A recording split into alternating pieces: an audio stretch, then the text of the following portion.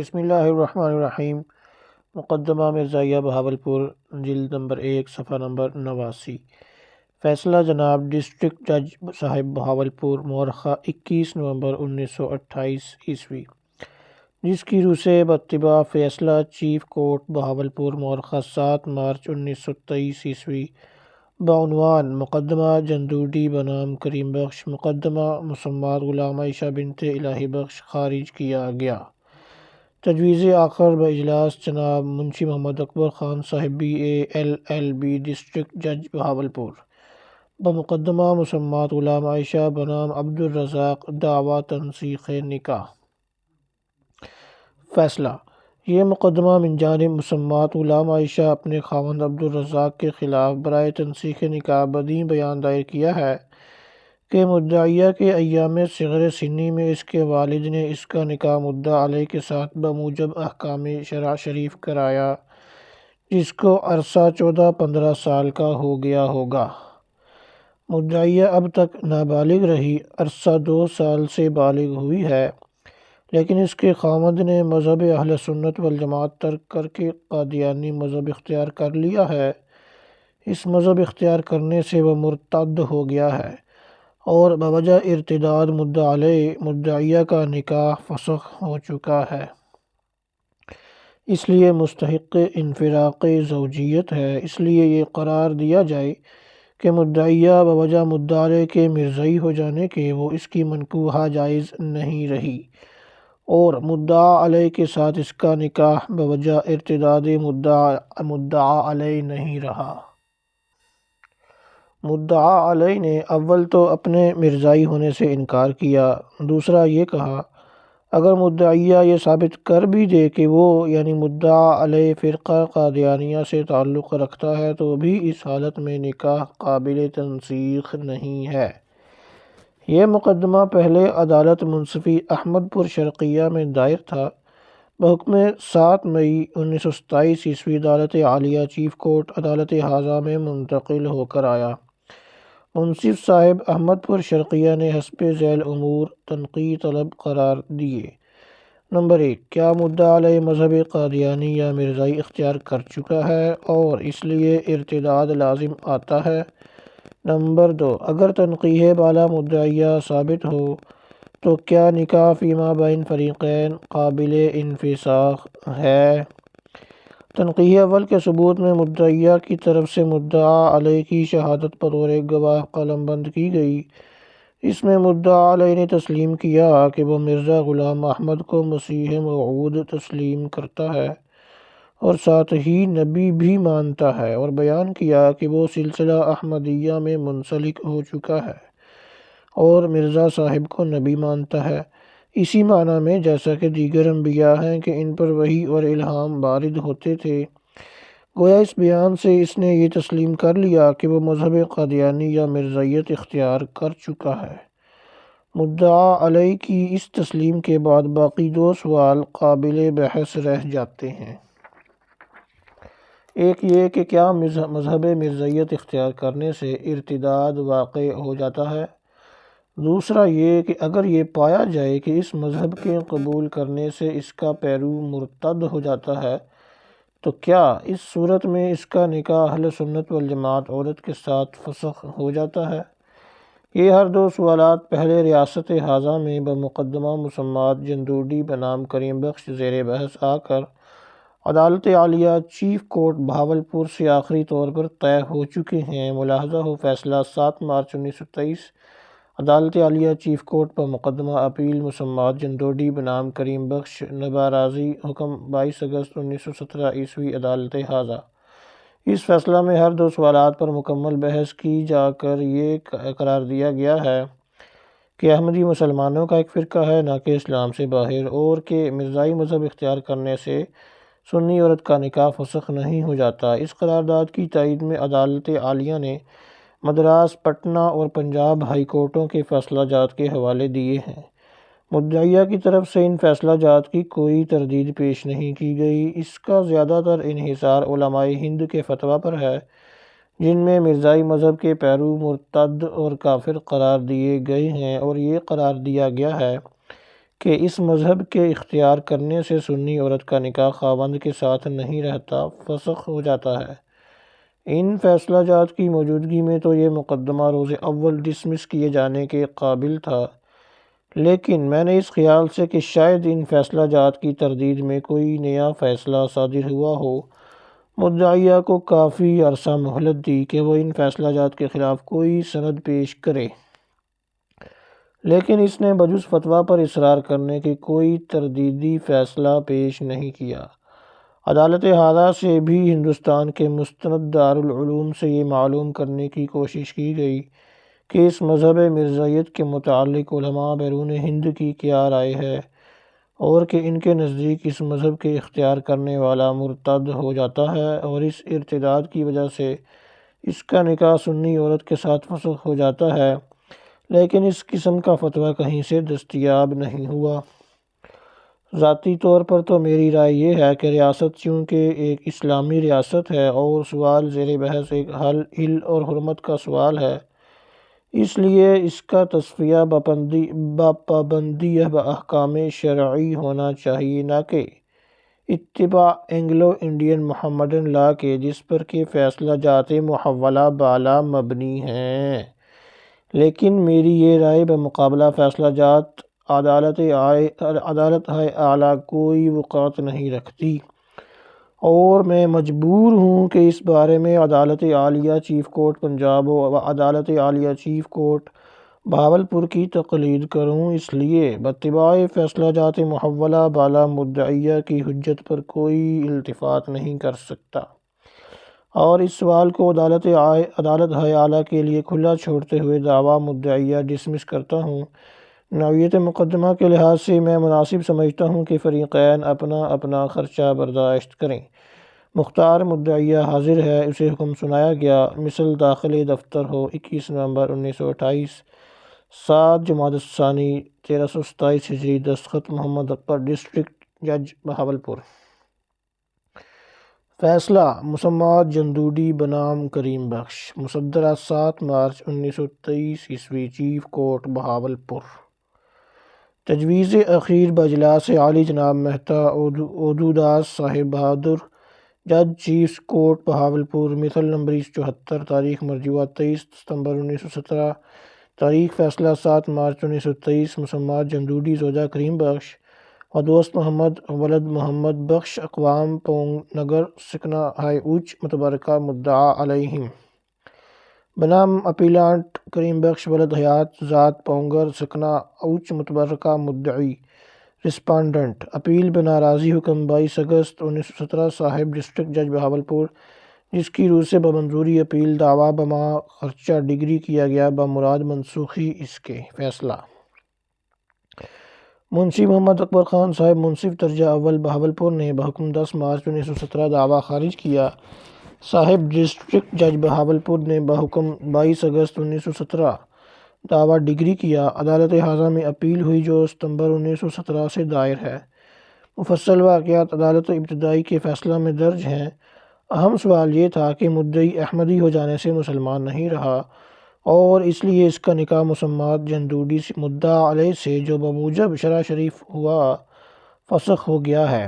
عدالت ابتدائی نے قرار دیا کہ تقریباً تمام ہندوستان کے اکثر علماء متفق الرائے ہیں کہ مرزائیوں، مرزا غلام احمد قادیانی کے پیرووں کو کہیں احمدی کہیں مرزائی کہا جاتا ہے، کہ بعض اعتقادات ایسے ہیں جو کفر اور الحاد کی حد تک پہنچتے ہیں۔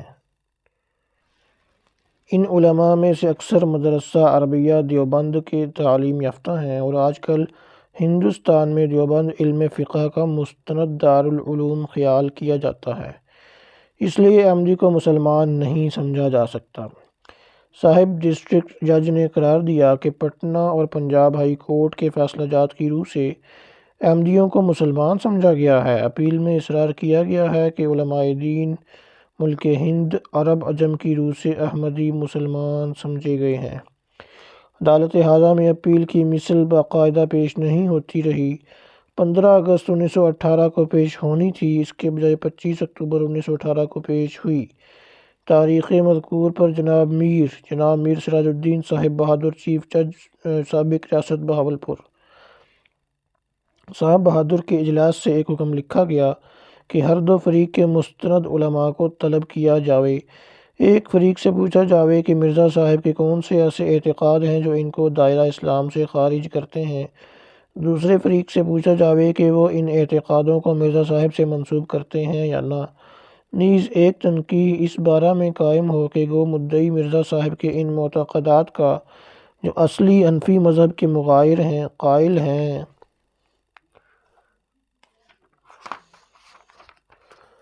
تاہم چونکہ وہ اپنے آپ کو مرزا صاحب کا لفظاً مرید کہتا ہے، آیا وہ دادرسی متداویہ حاصل نہیں کر سکتا؟ یہ بھی نوٹ کیا گیا کہ پٹنہ اور پنجاب کے فیصلہ جات ہائی کورٹ کا جو حوالہ صاحب ڈسٹرکٹ جج نے دیا ہے وہ کافی نہیں۔ فریقین کو اس تاریخ پیشی کا علم نہ تھا، وہ بلائے گئے۔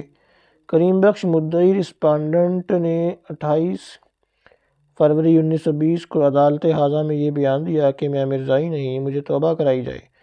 22 جولائی 1920 کو یہ بیان کہ میں مرزا صاحب کی بیعت ہوں جو نہیں چھوڑوں گا۔ جس کو اس کے عقیدہ کی خبر نہیں، انہوں نے کوئی بات خلاف شریعت مجھ کو نہیں سکھلائی۔ اس کے عقیدہ کو ایک کتاب پیش کرتا ہوں، وہ دیکھی جائے۔ کتاب قسم الوکیل، مؤلف ہو مولوی فضل الدین پلیڈر احمدی، دسمبر 1919 ء۔ تب مثل بلا تاریخ ملتوی ہوئی اور 9 جنوری 1921 کو پیش ہوئی۔ اس تاریخ فریقین کو طلب کیا گیا اور مثل وقتاً فوقتاً تبدیل ہوتی رہی۔ آخر 9 مئی 1921 کو اجلاس جناب میر صاحب بہادر سے حکم ہوا کہ مولوی عبدالقیوم صاحب اور مولوی سلطان احمد صاحب سے دریافت کیا جاوے۔ اس کے بعد مثل ایک دفعہ 18 جون 1921 کو پیش ہوئی، جس پر لکھا گیا کہ مولوی سلطان احمد صاحب واپس نہیں آئے، 16 جولائی 1921 کو پیش ہو۔ اس کے بعد مثل عرصہ دراز تک پیش نہ ہوئی، نہ کوئی فتویٰ مولوی صاحبان کا شامل ہوا۔ 11 فروری 1923 کو اہل مد نے اس مثل کو میرے پاس پیش کیا اور کہا کہ مثل جناب میر صاحب بہادر کے خاص غور میں رہی ہے، جو اب رخصت پر تشریف لے گئے ہیں، اس لیے پیش کی جاتی ہے۔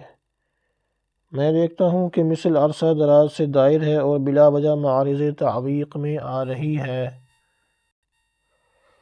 فریقین نے اس مقدمہ میں بہت مستند علماء کے فتاویٰ پیش کیے ہیں جو مطبوعہ کتب یا رسالہ کی صورت کی نہیں ہیں۔ اگر اس کے ساتھ ان مفتی صاحبان کے فتویٰ جن کا ذکر حکم 9 جولائی 1921 میں زائد ہو جاوے، اس سے بھی کسی بڑی روشنی پڑنے کا احتمال نہیں۔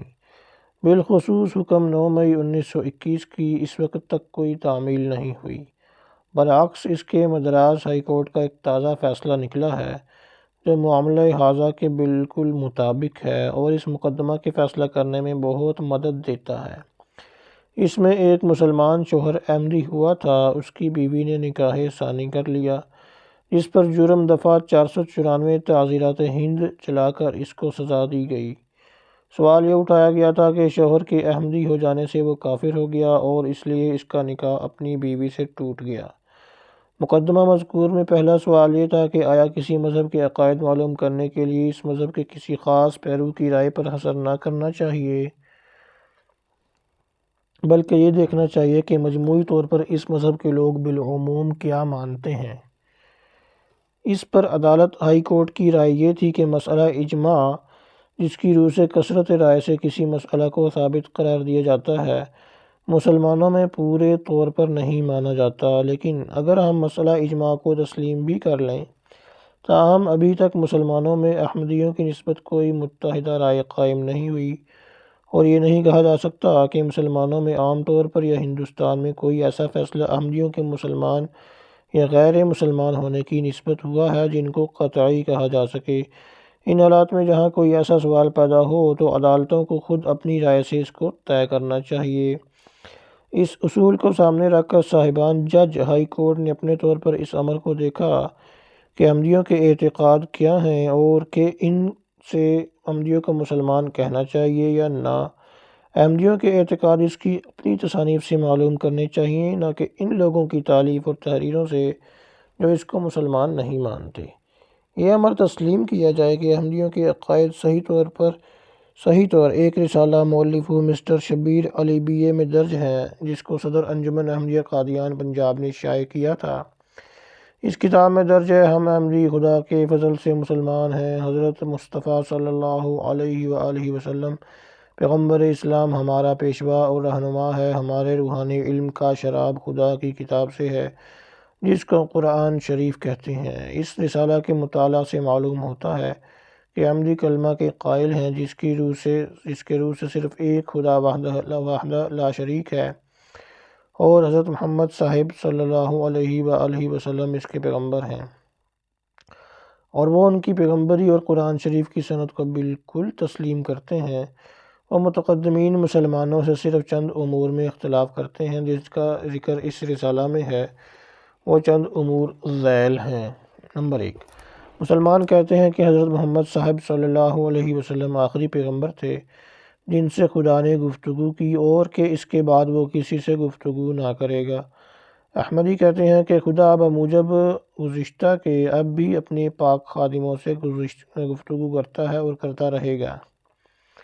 نمبر 2، دونوں فریق مانتے ہیں کہ حضرت محمد صلی اللہ علیہ وآلہ وسلم خاتم النبیین تھے اور کہ اس کے بعد کوئی نیا پیغمبر نہیں ہو سکتا۔ احمدی کہتے ہیں کہ نیا پیغمبر ہو سکتا ہے مگر وہ حضرت محمد صاحب صلی اللہ علیہ وسلم کا پیرو ہوگا اور اس کے پاس حضرت محمد کی مہر ہوگی۔ نمبر 3، احمدی کہتے ہیں کہ مرزا غلام احمد کے پیغمبر تھے مگر اس کو پیغمبری حضرت محمد صلی اللہ علیہ وسلم سے ملی جن کو خدا نے پیغمبر بنانے والا مقرر کیا تھا۔ احمدی مانتے ہیں کہ زرتشت، بدھ، کرشن، رام چند پیغمبران تھے اور یہ بات قرآن شریف کے مطابق ہے۔ نمبر 4، مسلمان کہتے ہیں کہ حضرت عیسیٰ علیہ السلام کو بمحض جسم کے صلیب پر چڑھنے سے پہلے خدا نے جنت میں بھیج دیا۔ احمدی کہتے ہیں کہ حضرت ممدوح صلیب پر چڑھائے گئے لیکن وہ صلیب پر نہ چڑھے، وہ زندہ رہے، کشمیر میں آ کر مرے اور وہاں دفنائے گئے۔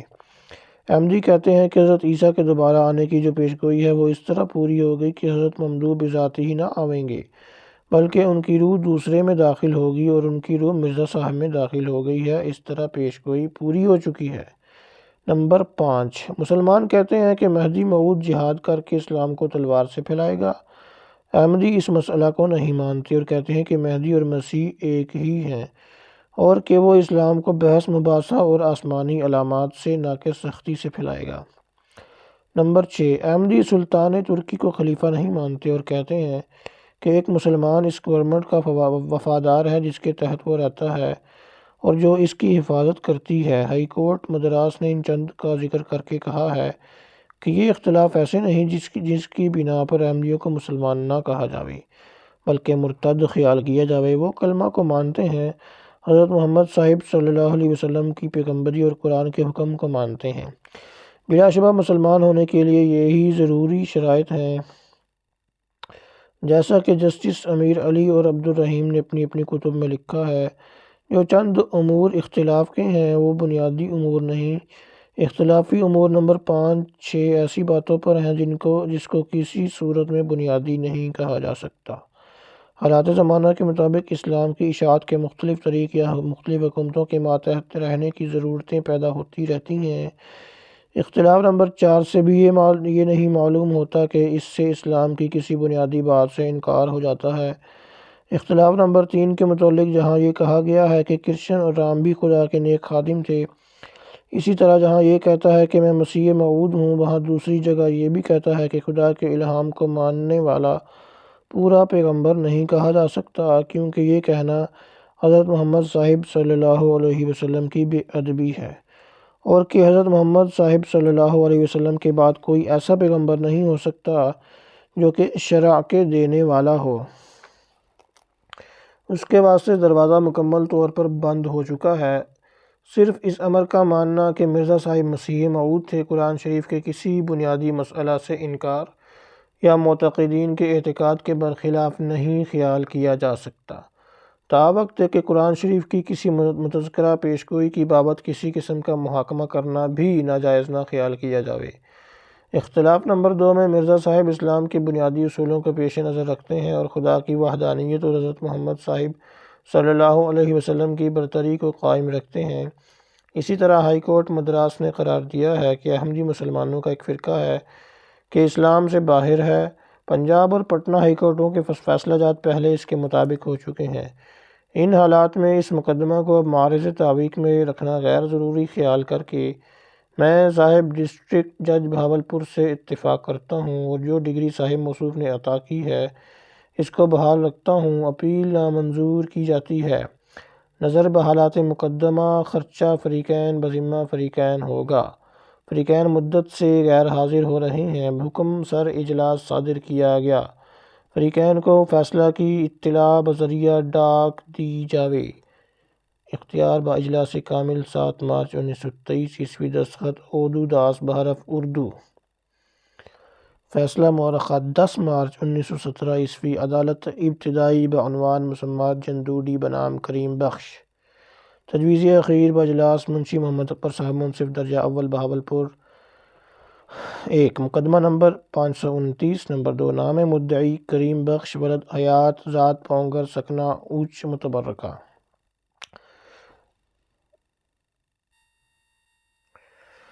نمبر 3 نام مدعا علیہ۔ نمبر 1 مسمات جندوڈی۔ نمبر 2 زوجہ کریم بخش و مسمات۔ نمبر 3 شرم خاتون بیوہ نبی بخش۔ نمبر 4 دوست محمد ولد محمد بخش سکنہ احمد پور شرقیہ۔ نمبر 4 دعویٰ حقوق زنا شوئی مدعا علیہ۔ نمبر 5 نتیجہ مقدمہ دعویٰ مدعی خارج ہوا۔ نمبر 6 تاریخ فیصلہ 10 مارچ 1917۔ نمبر 7 نام حاکم فیصلہ کنندہ منشی محمد اکبر صاحب منصف درجہ اول۔ فیصلہ دعویٰ یہ ہے کہ عرصہ 25 سال سے مدعا علیہ مسمات جندوڈی مدعی کی منکوحہ ہے۔ بعد نکاح مدعی باقرار خانہ دامادی اپنے خسر کے مقیم ہوا۔ مدعا علیہ نمبر 4 جو مدعی کا ہمزلف ہے 8 اپریل 1914 کو مدعی کے گھر آیا اور مدعا علیہ نمبر 1 زوجہ مدعی و مدعا علیہ نمبر 2 ساس مدعی کو ورغلا کر مدعی کو اس گھر سے نکال دیا۔ مدعا علیہ نمبر 1 اب مدعی کے پاس ہے۔ بغرض اعادہ حقوق زنا شوئی رہنے سے انکاری ہے اور مدعا علیہ نمبر 2 و مدعا علیہ نمبر 3 اس کو مدعی کے ساتھ آباد ہونے سے روکتے ہیں۔ برآں مدعی مستدعی ہے کہ ڈگری بازو مسمات جندوڈی بحق مدعی دی جاوے۔ مدعا علیہم کو جواب دعویٰ میں نکاح سے اقبال ہے مگر وہ اپنے ڈیفنس میں 2 باتیں پیش کرتے ہیں۔ ایک یہ ہے کہ مدعا علیہ نمبر 1 کو زبانی طلاق دے چکا ہے۔ دوسرا یہ کہ مدعی مرزائی مذہب رکھتا ہے اور مرزائیوں پر علماء نے کفر کا فتویٰ لگایا ہے۔ اس لحاظ سے بھی مدعا علیہ نمبر 1 کا نکاح اس کے ساتھ جائز نہ رہا کیونکہ بروئے شرع شریف مسلمان عورت کا کافر مرد کے ساتھ نکاح نہیں ہو سکتا۔ امر اول چونکہ زیادہ تر تصفیہ طلب تھا اس لیے ابتدا میں تنقیح وضع کی گئی کہ کیا مدعی نے مسمات جندوڈی کو زبانی طلاق دی۔ اس تنقیح کا ثبوت گزر رہا تھا کہ اس دوران شہادت ایک دوسری تنقیح کہ آیا مرزائی مذہب کے اختیار کرنے سے نکاح فسخ ہوتا جاتا ہے وضع کی گئی۔ ان ہر 2 امور پر مختلف اوقات اور مختلف حکام کے روبرو بحث ہوتی رہی۔ آخر کار 6 مارچ 1916 کو مولوی فیض محمد صاحب کے نام کیش جاری کیا گیا اور انہوں نے موقع پر جا کر تحقیقات کی۔ اپنی رپورٹ افتتاحی میں انہوں نے یہ بیان کیا ہے کہ ہر 2 تنقیحات مدعا علیہم کے برخلاف ثابت ہوتی ہیں۔ مذہب اسلام میں نکاح اور طلاق کے مسئلوں کو نہایت ہی نازک اور اہم مسائل اختیار خیال کرتا ہوں اور میری یہ رائے ہے کہ ان امور کے تصفیہ کے واسطے پورے ثبوت کا بہم پہنچنا نہایت مشکل ہے۔ طلاق کی صورت میں چونکہ اس کا لگاؤ زیادہ تر 2 شخصوں کے ساتھ ہے اس لیے جب تک وہ خود نہ کہیں کہ ہم میں کوئی ایسی بات واقع ہوئی جس سے طلاق عائد ہو سکتی ہو تو بیرونی شہادت کے ذریعہ سے فیصلہ کرنے میں دشواری لاحق ہوتی ہے۔ طلاق میں رجوع جائز رکھا گیا ہے اور رجوع کا علم سوائے فریقین کے اور کسی کو پوری طرح نہیں ہو سکتا۔ دوسرا اس امر کا ثبوت بھی پورے طور پر نہیں مل سکتا کہ آیا طلاق طہر کے دنوں میں دی گئی یا ایام حیض میں۔ موجودہ صورت میں یہ بیان کیا جاتا ہے کہ مدعی نے اپنی عورت کے ساتھ عرصہ 2 سال سے جھگڑا شروع کیا ہوا تھا کہ تو مرزا غلام احمد قادیانی کی بیعت اختیار کر ورنہ میں تجھے طلاق دے دوں گا۔ وہ متواتر انکار کرتی رہی۔ آخر مدعی نے ایک دن اس سے کہا کہ تو میرے نفس پر حرام ہے کیونکہ تو نے میری نافرمانی کی ہے۔ یہ کہہ کر مدعی وہاں سے چلا گیا اور عرصہ سال 1.5 سال کا ہوا کہ پھر اپنی بیوی کے نزدیک نہیں گیا۔ اس پر بیان کی تائید میں غلام حسین حجام، جمعہ حجام، محمود ملا، اللہ یار بلوچ، شیر محمد اور غلام نبی دونوں بھائی ہیں۔ الہی بخش داماد مدعی اور عظیم خاتون دختر مدعی شہادت دیتے ہیں۔ شیر محمد اور غلام نبی دونوں بھائی ہیں اور وہ بیان کرتے ہیں کہ ہم مدعی کے مکان کے ساتھ دیوار بدیوار رہتے ہیں، اور ہم نے ایک دن سنا تھا کہ مدعی اپنی بیوی کے ساتھ جھگڑ رہا تھا اور اس کو کہہ رہا تھا کہ تو میرے نفس پر حرام ہے کیونکہ تو میرا مذہب نہیں اختیار کرتی۔ علاوہ ان دو ہمسایوں کی اور کوئی محلہ دار یا ہمسایہ بیان نہیں کرتا کہ اس نے سنا ہو کہ مدعی نے اپنی بیوی کو طلاق دی ہے۔ علاوہ ان دو شخصوں کی اور بھی آدمی مدعی کے ساتھ دیوار بدیوار رہنے والے ہیں، مگر علاوہ ان دو کے اور کوئی ہمسایہ ان کے بیان کی تائید نہیں کرتا۔ رپورٹ کمیشن سے یہ بات واضح ہے کہ نمبردار محلہ بھی جس کو محلے کی نسبت تمام حالات کی واقفیت ہونی چاہیے بیان نہیں کرتا کہ اس نے سنا ہو کہ مدعی نے اپنی عورت کو طلاق دے دی ہے، اس لیے ان دونوں کی شہادت قابل اعتبار نہیں۔ دختر مدعی اور الہیار کے بیان میں اختلاف ہے۔ الہیار کہتا ہے کہ جس وقت مدعی نے اپنی بیوی کو طلاق دی تھی اس وقت میں دختر مدعی، زوجہ مدعی اور مسمات شرم خاتون موجود تھے۔ دختر مدعی کہتی ہے کہ اس وقت سوائے میرے اور کوئی مرد یا عورت وہاں موجود نہیں تھا، اس لیے ان دونوں کا بیان قابل پذیرائی نہیں۔ الہی بخش داماد مدعی کی شہادت 2 دفعہ قلم بند کی گئی ہے، ایک دفعہ عدالت میں اور ایک دفعہ صاحب کمیشن کے روبرو۔ عدالت میں جو شہادت قلم بند کی گئی تھی اس میں اس نے پہلے طلاق کے متعلق کچھ نہیں کہا۔ پوچھا گیا اس لیے میں نے کچھ نہ بتلایا، مگر جب پہلی دفعہ اس کی شہادت قلم بند کی گئی ہے اس سے پہلے ہر 2 تنقیحات دوبارہ وضع کی گئی تھیں اور فریقین کو ثبوت اور تردید پیش کرنے کا ایک اور موقع دیا گیا تھا۔ اس وقت اس گواہ نے طلاق کے متعلق کچھ نہیں کہا۔ اس سے پایا جاتا ہے کہ دوسری دفعہ جو اس نے شہادت دی ہے وہ بناوٹی ہے۔ علاوہ اس کے مدعی کے ساتھ اس کا تنازع بھی بیان کیا جاتا ہے۔ غلام حسین اور جمعہ معمولی حیثیت کے آدمی ہیں۔ وہ بیان کرتے ہیں کہ مدعی ایک دن بازار میں سے ہماری دکان کے آگے سے گزرا۔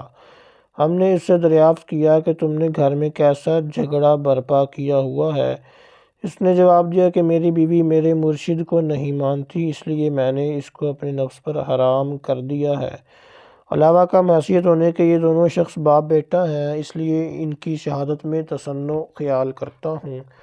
باقی تنقیح اول میں صرف محمود ملا کی شہادت ہے، مگر وہ بیان کرتا ہے کہ میں دوست محمد مدعا علیہ کی طرف سے مدعی کے پاس پیغام لایا تھا اور اس پیغام کے جواب میں مدعی نے کہا تھا کہ میں اپنی عورت کو ترک کر چکا ہوں۔ اس سے پایا جاتا ہے کہ دوست محمد کے ساتھ اس کا کوئی تعلق ہے اور اس لیے میں اس کی شہادت کو بالواسطہ قرار دیتا ہوں، لہذا تنقیح اول کے ثبوت میں جو شہادت گزری ہے وہ بالواسطہ اور غیر معتبر معلوم ہوتی ہے، اس لیے میں اس کا فیصلہ مدعا علیہم کے برخلاف کرتا ہوں۔ تنقیح دوم کی نسبت مدعی کا خود اقبال ہے کہ وہ مرزا غلام احمد کا مرید ہے، اور اس امر کی شہادت ہی کافی طور پر ہم پہنچائی گئی ہے کہ مدعی مرزائی مذہب کا پابند ہے۔ مدعی کا اعتراض یہ ہے کہ وہ ان عقائد کا جو مرزائی مذہب والے رکھتے ہیں اور جن کی نسبت کہا جاتا ہے کہ ان پر ایمان لانے سے آدمی دائرہ اسلام سے خارج ہو جاتا ہے، پابند نہیں۔ چنانچہ ان اعتقادات کی نسبت تنقیحات وضع کی گئی اور فریقین سے اپنا اپنا ثبوت طلب کیا گیا۔ میری رائے میں ان تنقیحات کے وضع کرنے کی کوئی ضرورت نہیں تھی، کیونکہ جب ایک شخص جس نے مذہب اختیار کر لیا تو سمجھا جائے گا کہ وہ اس مذہب کے تمام اصولوں کا پابند ہے، چاہے وہ ان کو سمجھ سکتا ہے یا نہیں سمجھ سکتا۔ اعتقادات کا کسی بیرونی شہادت سے ثابت ہونا میری رائے میں سخت مشکل ہے۔ علاوہ اس کے شرع ظاہر کو دیکھتی ہے نہ باطن کو۔ اگر ایک شخص ظاہراً ہندو ہو اور اس کے اعتقادات مسلمانوں جیسے ہوں تو نہیں کہا جائے گا کہ وہ مسلمان ہے۔ اسی طرح اگر ایک مسلمان عیسائی مذہب اختیار کر لے اور وہ یہ کہے کہ میرے اعتقادات میں فرق نہیں، میں باطن میں مسلمان ہوں، تو کوئی شخص اس پر یقین لانے کو تیار نہیں ہوگا جب تک وہ ظاہراً عیسائیت کو ترک نہ کرے۔ موجودہ صورت میں مشکل یہ ہے کہ مدعی نے ظاہراً مسلمانی سے کوئی مختلف مذہب تو اختیار نہیں کیا، مگر اس نے اسی مذہب کے ایک ایسے فرقہ کی شمولیت حاصل کی ہے جو کہ وہ چند ایک ایسے خیالات کا پابند ہے جو کفر و الحاد کی حد تک پہنچتے ہیں۔ مدعا علیہم نے علماء کے فتوے بہم پہنچائے ہیں، جن سے پایا جاتا ہے کہ تقریباً تمام ہندوستان کے اکثر علماء متفق رائے ہیں کہ مرزائیوں کے بعض اعتقادات ایسے ہیں کہ جو کفر و الحاد کی حد تک پہنچتے ہیں، اور انہوں نے اس بات کا فتویٰ دے دیا ہے کہ مرزائی مذہب کے ساتھ سنی عورت کا نکاح جائز نہیں۔ ان علماء میں سے اکثر مدرسہ عربیہ دیوبند کے تعلیم یافتہ ہیں، اور چونکہ آج کل ہندوستان میں دیوبند علم فقہ کا مستند دارالعلوم خیال کیا جاتا ہے، اس لیے میں ان کی رائے کو نہایت توقعات کی نگاہ سے دیکھتا ہوں۔ انہوں نے یہ بھی فتویٰ دے دیا ہے کہ اگر ایک سنی عورت کا خاوند مرزائی ہو جائے تو اس عورت کا نکاح فسخ ہو جائے گا۔ موجودہ صورت میں بھی بیان کیا جاتا ہے کہ مدعی عرصہ 4 سال سے مرزائی ہو گیا اور اس کی بیوی مذہب اہل سنت والجماعت کی پابند ہے، لہذا میں بروئے فتویٰ علماء مشمولہ مثل مدعی کی بیوی کا نکاح فسخ قرار دیتا ہوں۔ اور اگر مدعی کی طرف سے یہ کہا جائے کہ وہ ان اعتقادات کا پابند نہیں جن کی وجہ سے مرزائیوں پر کفر کا فتویٰ لگایا گیا ہے، اور اس کا نکاح اس وقت فسخ سمجھنا چاہیے جب وہ ان اعتقادات پر ایمان لاوے، تو میں اس کے ماننے کے لیے ہرگز تیار نہیں، کیونکہ چاہے وہ در حقیقت ان پر ایمان لایا ہوا ہے یا نہ، جب وہ دوسرے مذہب میں داخل ہو گیا تو سمجھا جائے گا کہ وہ ان تمام اصولوں کا پابند ہے جو وہ مذہب سکھاتا ہے، اور اس امر کا ثبوت طلب کرنا کہ وہ ان اصولوں کا کب اور کس طرح پابند ہوا، میں مناسب خیال نہیں کرتا۔ بوجوہات بالا میں دعویٰ مدعی خارج کرتا ہوں۔ فریقین حاضر ہیں، ان کو حکم سنایا گیا۔ خرچہ بذمہ مدعی 10 مارچ 1917۔ دستخط محمد اکبر، منصف درجہ اول۔ حکم جوڈیشل کونسل، ریاست بہاولپور۔ مورخہ 25 جنوری 1932 جس کی روح سے مقدمہ مسمات غلام عائشہ بنت الہی بخش صاحب ڈسٹرکٹ جج بہاولپور کی عدالت میں واپس بھیج کر از سر نو تحقیقات کا حکم ہوا۔ نقل حکم اخیر بجلاس حکام عالی مقام منسٹر صاحبان بہادر، اجلاس خاص گورنمنٹ بہاولپور، مسمات غلام عائشہ بنت مولوی الہی بخش ذات مولانا سکنہ احمد پور شرقیہ، مدعیہ اپیلانٹ بنام عبدالرزاق ولد مولوی جان محمد سکنہ، موضع مہند تحصیل احمد پور شرقیہ، مدعا علیہ رسپانڈنٹ، اپیل ثانی بنا راضی، حکم فاضل ججان، چیف کورٹ، مورخہ 10 جون 1931 جس کی روح سے اپیل مدعیہ خارج کی گئی اور فیصلہ عدالت ڈسٹرکٹ جج بحال رکھا گیا۔ از اجلاس خاص مقدمہ کے واقعات حسب ذیل ہیں۔ مسمات غلام عائشہ مدعیہ نابالغہ کا نکاح اس کے باپ مولوی الہی بخش نے عبدالرزاق رسپانڈنٹ سے کیا تھا۔ مسمات مذکورہ نے نابالغ ہو کر نالش بئیں بیان کی ہے کہ بوقت نکاح فریقین کا مذہب اہل سنت والجماعت تھا، لیکن بعد ازاں عبدالرزاق مدعا علیہ نے مذہب قادیانی اختیار کیا، اس لیے وہ مرتد ہو چکا ہے، نکاح فسخ فرمایا جائے۔ مدعا علیہ کا بیان تھا کہ مرزائی دائرہ اسلام سے خارج نہیں ہے، اس لیے نکاح فسخ نہیں ہو سکتا۔ مدعیہ کی طرف سے اپنے بیان کی تائید میں فتویٰ دارالعلوم دیوبند و مولوی خلیل احمد صاحب و عقائد مرزائیہ و رسالہ فسخ نکاح پیش ہوئے ہیں، اور مدعا علیہ کی طرف سے رسالہ عقائد احمدیہ و فیصلہ جات کریم بخش بنام جنتوڈی و فیصلہ جات ہائی کورٹ مدراس پٹنہ و پنجاب پیش ہوئے۔ صاحب ڈسٹرکٹ جج نے فریقین کی اسناد پر بحث کیے بغیر دعویٰ مدعیہ خارج کیا۔ اس حکم کے خلاف مدعیہ نے چیف کورٹ میں اپیل کی۔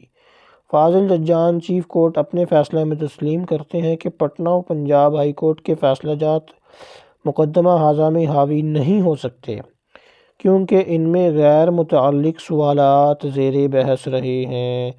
البتہ چونکہ ہائی کورٹ مدراس کے فیصلہ 71 انڈین کیس 66 میں سوال زیر بحث بجنسی یہی تھا کہ آیا احمدی ہو جانے سے ارتداد واقع ہوتا ہے یا نہیں، اس لیے زیادہ تر اسی فیصلہ پر انحصار کرتے ہوئے اپیل کو خارج فرمایا ہے۔ مدعیہ نے اب اپیل ثانی بنا راضی حکم چیف کورٹ عدالت ھذا میں دائر کی ہے۔ موجبات اپیل تقریباً وہی ہیں جو کہ اپیل اول میں تھے۔ ہم نے فیصلہ مدراس ہائی کورٹ کا بغور مطالعہ کیا ہے۔ ہم فاضل ججان چیف کورٹ کی اس رائے سے اختلاف کرتے ہیں کہ فیصلہ مذکورہ بالا مکمل چھان بین سے طے پایا تھا کیونکہ فاضل ججان مدراس ہائی کورٹ خود فیصلہ میں تسلیم کرتے ہیں کہ ان کے پاس کوئی خاص سند اس بات کی پیش نہیں کی گئی کہ فلاں فلاں اسلام کے بنیادی اصول ہیں، اور ان سے اس حد یا اس درجہ تک اختلاف کرنے سے ارتداد واقع ہوتا ہے، یا کن اسلامی عقائد کی پیروی یا کن عقائد کے نہ ماننے سے ارتداد واقع ہوتا ہے۔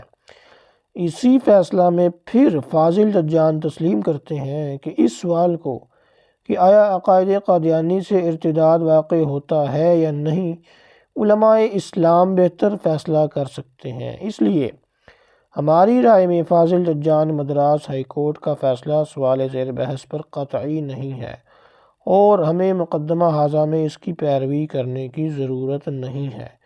مولوی غلام محمد صاحب شیخ الجامعہ کو بطور گواہ عدالت میں طلب کیا گیا تھا تاکہ وہ سوال زیر بحث کی تشریح اور وضاحت کریں۔